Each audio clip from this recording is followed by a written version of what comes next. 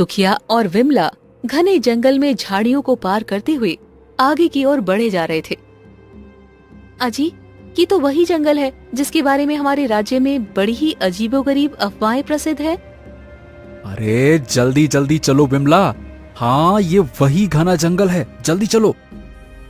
आखिर आपको इस रास्ते से आने की क्या आवश्यकता थी? मुझे तो बहुत डर लग रहा है। वो तो और क्या करता विमला, दूसरे रास्ते से हमें अपने राज्य पहुंचने में 3 दिन का ज्यादा समय लगता, मगर इस जंगल के रास्ते से पहुंचने में केवल 1 दिन का समय लगेगा। अब चलो, बातें मत करो और जल्दी जल्दी चलो, हमें जल्दी से जल्दी इस जंगल को पार करना होगा, चलो। तभी विमला दर्द से कराह उठी। आह! क्या हुआ? ऐसा लग रहा है जैसे मेरे पैर में भयानक मोच आ गई है। मैं 1 इंच भी आगे नहीं बढ़ पा रही हूँ। हे भगवान, अब ये क्या हो गया? यहाँ तो आसपास कोई गांव भी नहीं है जहाँ मैं जाकर मदद मांग सकूं। तभी सुखिया की नजर सामने एक बहुत बड़े महल पर पड़ी, जो कि पूरा कांच का बना हुआ था। सुखिया आश्चर्य से उस महल की ओर देखकर बोला, अरे बड़ी अजीब सी बात है कि इस घने जंगल में इतना सुंदर कांच का महल भी है। वाह वाह वाह, ये तो मुझे पता ही नहीं था। मुझे तो इस कांच के महल को देखकर बड़ा ही डर लग रहा है। अरे डरो मत विमला, अगर यहां पर महल है तो इसके अंदर जरूर कोई ना कोई तो रहता ही होगा ना। चलो हम चलकर उससे मदद मांगते हैं। सुखिया अपनी पत्नी विमला का हाथ पकड़कर उस महल की ओर चलने लगा। विमला भी लड़खड़ाती हुई उसके पीछे पीछे चलने लगी। कुछ ही देर में सुखिया और विमला महल के अंदर प्रवेश कर गए। विमला, ये महल तो अंदर से बाप रे बहुत ही सुंदर है, और यहां पर हर वस्तु, अरे देखो, कांच की बनी हुई है। बहुत सुंदर है ये तो मैं भी देख रही हूँ जी, इसीलिए तो मुझे इस महल को देखकर बड़ा ही डर महसूस हो रहा है। सुखिया ने इतना कहा ही था कि तभी वहां पर कोहरा फैलने लगा। अगले ही पल कोहरा वहां से छट गया और एक बूढ़ी औरत, जिसकी शक्ल बेहद भयानक थी, खड़ी हुई सुखिया और विमला को घूरती हुई देख रही थी। कौन हो तुम लोग, और तुम्हारी मेरे कांच के महल में आने की हिम्मत कैसे हुई? उस बूढ़ी औरत को देखकर विमला डर की वजह से बेहोश हो गई। सुखिया डरते हुए बोला, तुम कौन हो? तुम्हारी शक्ल तो बहुत ही ज्यादा भयानक है। कौन हो तुम? मैं इस कांच के महल की रानी हूँ। मेरी इजाजत के बगैर यहाँ कोई भी आता है तो वो वापस नहीं जाता। मुझे माफ कर दो, मुझे नहीं पता था कि ये आपका महल है। मुझे और मेरी पत्नी को यहाँ से जाने दो। मुझे माफ कर दो, माफ कर दो। बूढ़ी औरत जोर जोर से हंसने लगी। मैं तुम्हें यहाँ से जरूर जाने दूंगी, अगर तुम मेरा एक काम कर दोगे। कैसा काम? यहाँ से कुछ दूर एक विचित्र जंगल है।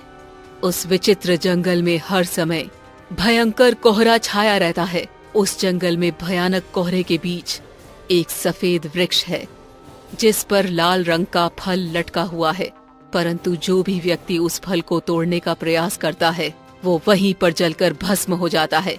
तुम्हें उस फल को मेरे पास लाना होगा। ये क्या कह रही हो तुम? अगर मैं उस फल को हाथ लगाऊंगा तो मैं तो खुद जलकर राख हो जाऊंगा। फिर मैं कैसे वो फल तोड़कर ला सकता हूँ? तो फिर तुम इस कांच के महल से फिर कभी भी बाहर नहीं जा सकते। इतना बोलकर वो बूढ़ी औरत वहां से गायब हो गई और सुखिया की चीख सन्नाटे को चीर गई। अर्जुन जंगल से लकड़ियां काटकर अपने घर पर लाया ही था कि तभी उसने देखा कि उसकी पत्नी के साथ उसके पड़ोस में रहने वाली राधा बैठी हुई रो रही थी। अर्जुन अपनी पत्नी पुष्पा की ओर देखकर बोला, क्या हुआ पुष्पा, ये राधा रो क्यों रही है? राधा के माता पिता कुछ दिन पहले अपने रिश्तेदार के यहाँ पर गए हुए थे, जो अभी तक नहीं लौटे। राधा को डर है कि कहीं उसके माता पिता उस जंगल में ना भटक गए हों, जहाँ पिछले कुछ वर्षों से कोई भी जाता है तो वापस लौट कर नहीं आता। ये सुनकर अर्जुन के चेहरे पर चिंता की लकीरें झलकने लगी। अर्जुन राधा की ओर देखकर बोला, राधा चुप हो जाओ, चलो अब तुम अपने घर जाओ बेटा, और चिंता करने की कोई जरूरत नहीं है। मैं तुम्हारे माता पिता को ढूंढकर अवश्य ले आऊंगा, ठीक है ना बेटा? जाओ अपने घर जाओ। अर्जुन की बात सुनकर राधा अपने घर चली गई।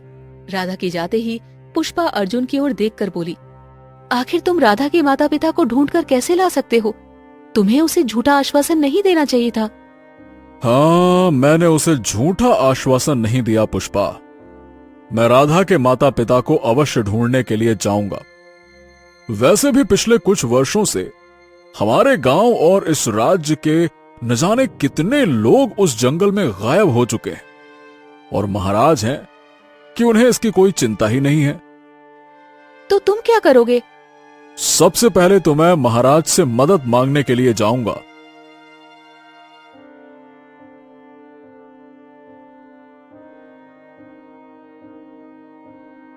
अगले दिन अर्जुन महल के अंदर राज दरबार में चला गया, जहाँ पर राजा विक्रम अपने सिंहासन पर बैठा हुआ था। अर्जुन राजा विक्रम की ओर देखकर बोला, महाराज की जय हो। महाराज, पिछले कुछ वर्षों से राज्य के न जाने कितने लोग लापता हो गए हैं। तो तुम कहना क्या चाहते हो? महाराज, आप अच्छी तरह से जानते हैं कि मैं क्या कहना चाहता हूं। हमारे राज्य से कुछ दूर में जो जंगल है, उस जंगल में कोई भी राज्य का वासी जाता है तो फिर कभी वो वापस लौट कर नहीं आता है। आप इस मामले को लेकर कुछ करते क्यों नहीं है महाराज? मैं तुम्हारी बात समझ गया, लेकिन मैं इस मामले में कुछ नहीं कर सकता, क्योंकि जितने भी लोग लापता हुए हैं रहस्यमय ढंग से लापता हुए हैं। और फिर वैसे भी जब राज्य के लोगों को पता है कि उस जंगल में खतरा है, तो फिर राज्य के लोग उस जंगल से गुजरते ही क्यों हैं? बोलो। राजा विक्रम की बात सुनकर अर्जुन क्रोधित होते हुए बोला, अरे मैंने सुना है महाराज कि उस जंगल में अजीब सी कशिश है। उस जंगल के पीछे दो रास्ते हैं। एक रास्ता हमारे राज्य की ओर जाता है, वो लंबा रास्ता है, और दूसरा रास्ता जो जंगल से हमारे राज्य की ओर आता है, वो छोटा रास्ता है। बहुत से यात्रियों ने मुझे बताया महाराज कि जब भी वो जंगल की ओर देखते हैं तो उनमें एक अजीब सा मतलब सम्मोहन तारी हो जाता है। अच्छा, सम्मोहन तारी। अरे थोड़ा दिमाग लगाओ। अगर उनमें सम्मोहन तारी हो जाता है तो फिर वो लोग जंगल की तरफ क्यों नहीं गए?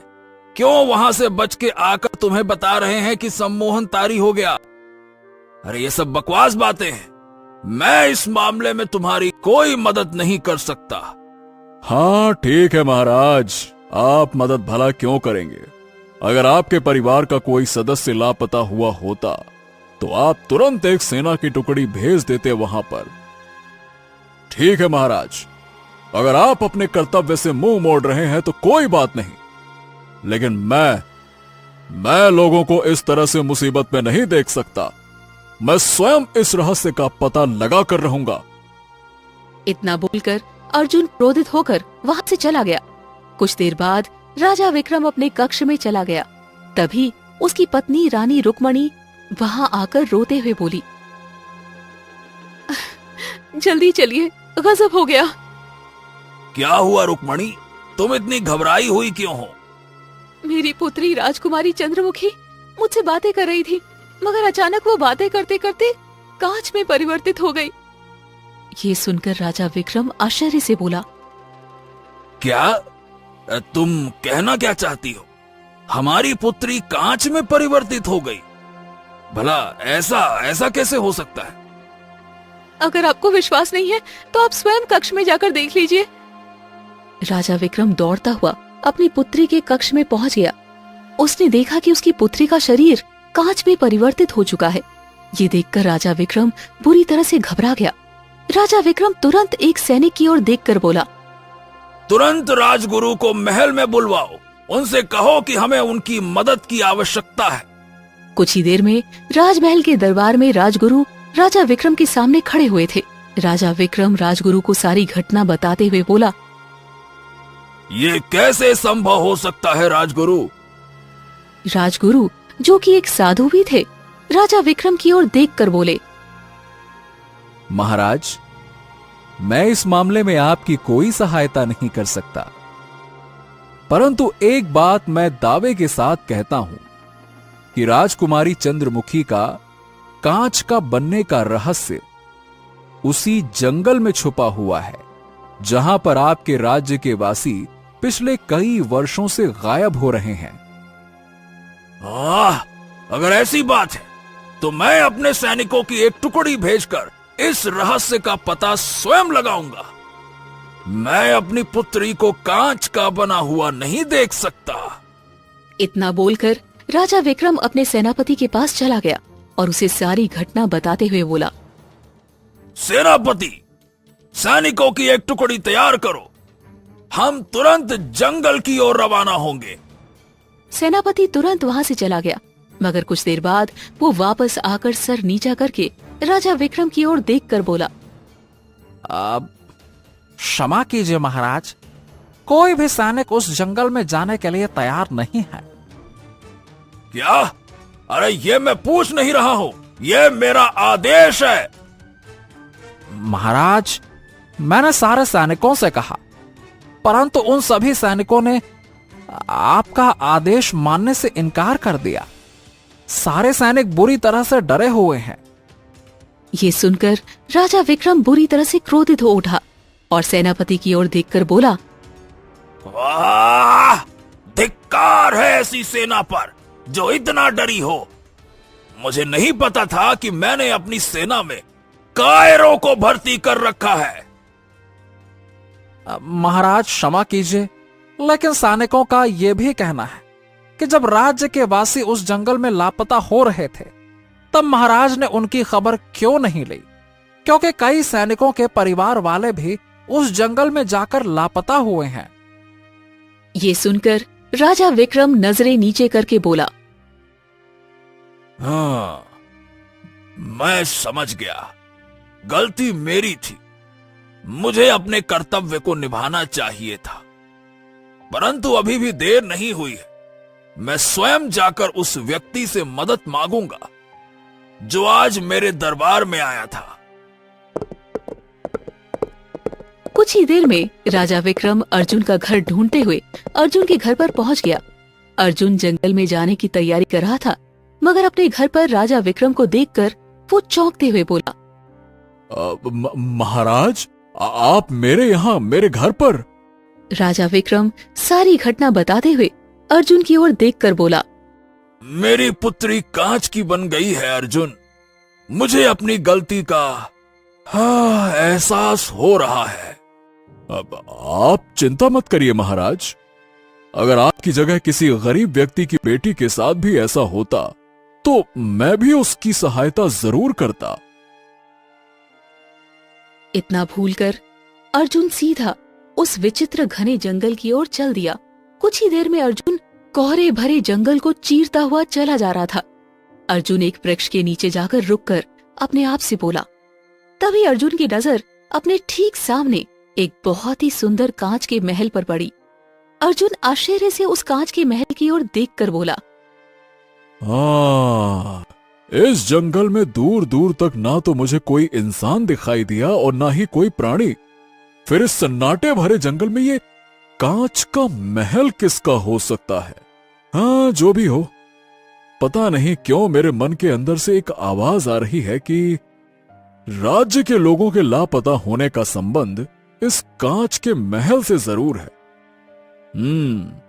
चलो, मुझे इसके अंदर जाकर देखना ही होगा। अर्जुन धीरे धीरे कदमों से उस कांच के महल के करीब चला गया और बड़े निडरता से उस महल के अंदर प्रवेश कर गया। अर्जुन के महल में प्रवेश करते ही कांच के महल में कोहरा फैलने लगा। अचानक कोहरा छट गया और एक बड़ी भयानक दिखने वाली बूढ़ी औरत अर्जुन के सामने आकर खड़ी हो गई। कौन है तू और यहाँ पर क्या करने आया है? मैं अपने राज्य के वासियों को ढूंढने के लिए आया हूं, जो पिछले कई वर्षों से इस जंगल में लापता हुए हैं, और मुझे शक है कि उनके लापता होने का संबंध कहीं ना कहीं इस महल से जरूर है। बूढ़ी औरत हंसते हुए अर्जुन की ओर देखकर बोली, तेरे राज्य के वासियों को मैंने ही बंदी बनाया है। ये सुनकर अर्जुन चौंक पड़ा। अच्छा, तो फिर उन्हें जल्दी से आजाद कर दो। इतनी भी क्या जल्दी है?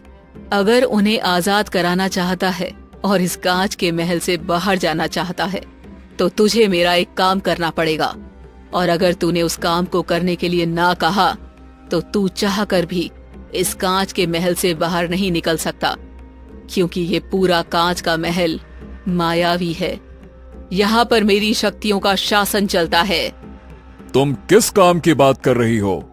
यहाँ से कुछ दूर एक दूसरा विचित्र घना जंगल पड़ता है, जहाँ पर भयंकर कोहरा छाया रहता है। उस जंगल में एक सफेद वृक्ष है। उस सफेद वृक्ष में एक फल लटका हुआ है, जो कोहरे में भी चमकता है। तुझे उस फल को तोड़कर मुझे देना होगा, परंतु याद रखना, जैसे ही कोई मनुष्य उस फल को स्पर्श करता है तो वो जलकर भस्म हो जाता है। मुझे उसकी कोई परवाह नहीं है। अगर मैं वो फल तुम्हें लाकर दे दूं, तो क्या तुम सब लोगों को आजाद कर दोगी? मैं सबको आजाद कर दूंगी। मुझे याद आ गया, महाराज की इकलौती पुत्री राजकुमारी चंद्रमुखी भी कांच की बन गई है। क्या वो भी सही हो जाएंगी? राजा विक्रम की पुत्री राजकुमारी चंद्रमुखी, जो कि कांच की बन चुकी है, वो भी सही हो जाएगी। ये सुनकर अर्जुन चौंक पड़ा। तो ठीक है, मैं तुम्हारे लिए ये काम करने के लिए तैयार हूँ। तुमसे पहले कई लोगों से मैंने अपने इस खास काम को करने के लिए बोला, और वो सभी डर गए, और डर की वजह से बेचारे इस कांच के महल से कभी बाहर ही नहीं जा पाए। अर्जुन महल से बाहर निकल गया। कुछ ही देर में अर्जुन एक जंगल में खड़ा हुआ था, जहाँ आसपास भयंकर कोहरा था। तभी अर्जुन की नजर एक सफेद वृक्ष पर पड़ी, जिसकी टहनी में एक लाल रंग का फल सुनहरी किरणों से चमक रहा था। अर्जुन तुरंत उस फल के नजदीक आ पहुंचा। अर्जुन उस फल को तोड़ने ही वाला था कि तभी उसके कानों में किसी की आवाज टकराई। उस फल को तोड़ने की गलती मत कर देना। अगर तुम ऐसा करोगे तो जल कर राख हो जाओगे। अर्जुन ने जैसे ही पीछे पलटकर देखा तो उसके सामने एक पक्षी बैठा हुआ था। अर्जुन आश्चर्य से उस पक्षी की ओर देखकर बोला, तुम तो एक पक्षी हो। फिर तुम इंसान की भाषा में कैसे बात कर रहे हो? मैं एक मायावी पक्षी हूँ। मैं तुम्हें चेतावनी देता हूँ कि इस फल को मत तोड़ना। तुम इस फल को तोड़ने के लिए मुझे मना क्यों कर रहे हो? क्योंकि मैं इस फल की सुरक्षा करता हूँ। लेकिन मुझे तो उस बूढ़ी औरत ने तुम्हारे बारे में नहीं बताया। तुम किसकी बात कर रहे हो? अर्जुन उस पक्षी को सारी घटना बताते हुए बोला, मुझे इस फल की आवश्यकता है। जो भी हो, लेकिन मैं तुम्हें फिर से चेतावनी देता हूँ, अगर तुम उस फल को स्पर्श करोगे जलकर राख हो जाओगे। जब तुम ही जलकर राख हो जाओगे तो फिर फल को ले जाकर क्या करोगे? मुझे ईश्वर पर पूरा भरोसा है, क्योंकि मैं इस फल को किसी बुरी नीयत से नहीं तोड़ूंगा, बल्कि बहुत से लोगों की जान बचाने के लिए तोड़ूंगा। इतना बोलकर अर्जुन ने सफेद वृक्ष में से फल तोड़ लिया, मगर अर्जुन ने देखा उसे कुछ भी नहीं हुआ। तभी अचानक वो पक्षी रंग बिरंगी किरणों के साथ एक सुंदर पुरुष में परिवर्तित हो गया। अर्जुन आश्चर्य से बोला, कौन हो तुम? कौन हो? मैं वन रक्षक हूं। बहुत समय पहले एक साधु ने मुझे श्राप दिया था। उस श्राप की वजह से ही मैं पक्षी में बदल गया था। साधु ने मुझसे कहा था कि जब भी कोई निडर इंसान यहां पर आएगा और बगैर डरे इस फल को तोड़ेगा, तुम अपने असली रूप में आ जाओगे और श्राप मुक्त हो जाओगे। इतना बोलकर वो सुंदर पुरुष वहां से गायब हो गया अर्जुन कांच के महल के अंदर प्रवेश कर गया। अर्जुन के हाथ में लाल फल देखकर वो बूढ़ी औरत अर्जुन से बोली, लाओ, मुझे वो फल दे दो। नहीं, पहले मेरे राज्य के वासियों को आजाद करो। जब तक मैं वो फल नहीं खाऊंगी तब तक मैं आजाद नहीं कर सकती, मेरी मजबूरी है। अर्जुन ने वो फल उस बूढ़ी औरत को पकड़ा दिया। जैसे ही उस बूढ़ी भयानक औरत ने वो फल खाया, रंग बिरंगी किरणों के साथ वो एक सुंदर स्त्री में परिवर्तित हो गई। अर्जुन आश्चर्य से सुंदर स्त्री से बोला, कौन हो तुम, कौन हो? मैं राजा विक्रम के पूर्वजों में से हूँ। बरसों पहले जब मैं रानी थी तब मैं गरीबों पर बहुत अत्याचार करती थी और गरीबों से नफरत करती थी। गरीबों से नफरत की वजह से मैंने इस जंगल में कांच महल तैयार करवाया और यहाँ पर रहने लगी। काफी समय के बाद मुझे एहसास हुआ कि मैं धीरे धीरे करके बूढ़ी हो रही हूँ। मैं बूढ़ी नहीं होना चाहती थी। अपनी सुंदरता और जवानी बरकरार रखने के लिए मैंने यहाँ के वन रक्षक से मदद ली और उसकी मदद से जंगली जानवर और प्राणियों की बलि लेने लगी। इस बात से क्रोधित होकर जंगल में तपस्या कर रहे साधु महाराज ने वन रक्षक को एक पक्षी में परिवर्तित कर दिया और मुझे मेरे ही महल में भयानक बूढ़ी के रूप में परिवर्तित कर दिया। मैं साधु के सामने बहुत रोई और गिड़गिड़ाई। साधु को मुझ पर दया आ गई। तब उन्होंने मुझसे कहा कि जिस स्थान पर उन्होंने वनराज को पक्षी में परिवर्तित किया है वहाँ एक सफेद पेड़ है। वहाँ सफेद पेड़ में एक लाल फल उगता है। तुम उस लाल फल को खाकर अपने असली रूप में आ सकती हो, मगर उस लाल फल को कोई भी हाथ लगाएगा तो जलकर राख हो जाएगा, सिवाय उस इंसान के जिसके दिल में दूसरों के लिए प्रेम होगा और वो निडर होगा। मैंने साधु महाराज से पूछा कि वो व्यक्ति यहाँ पर कब आएगा। साधु महाराज ने मुझसे कहा कि जब तुम्हारी पीढ़ियों में से कोई राजकुमारी कांच में परिवर्तित हो जाएगी तब तुम समझ लेना कि तुम्हारा श्राप समाप्त होने की कगार पर है। इसीलिए जब तुमने राजकुमारी की कांच के बनने की बात मुझे बताई तो मैं समझ गई कि समय आ चुका है। अब मेरा जाने का समय आ गया है। हाँ, अगर ऐसी बात है तो तुम निर्दोष लोगों को बंदी क्यों बना लेती थी? मैं अपने ही महल में कैद रहते रहते थक चुकी थी। इसीलिए जब भी कोई मनुष्य यहाँ पर आता तो मैं उससे वही फल तोड़ लाने के लिए बोलती। जब वो मना कर देता तो मुझे गुस्सा आ जाता और मैं उसे कैद कर लेती। अब मेरा जाने का समय आ गया है, मुझे मोक्ष मिल गया है। राजकुमारी चंद्रमुखी अपने असली रूप में आ गई होगी। इतना बोलकर वो सुंदर स्त्री वहाँ से गायब हो गई और साथ ही साथ वो कांच का महल भी गायब हो गया। अर्जुन को अब वहाँ पर अपने गांव के वो सभी व्यक्ति दिखाई देने लगे जो लापता हुए थे। अर्जुन उन सभी व्यक्तियों को लेकर अपने राज्य आ गया।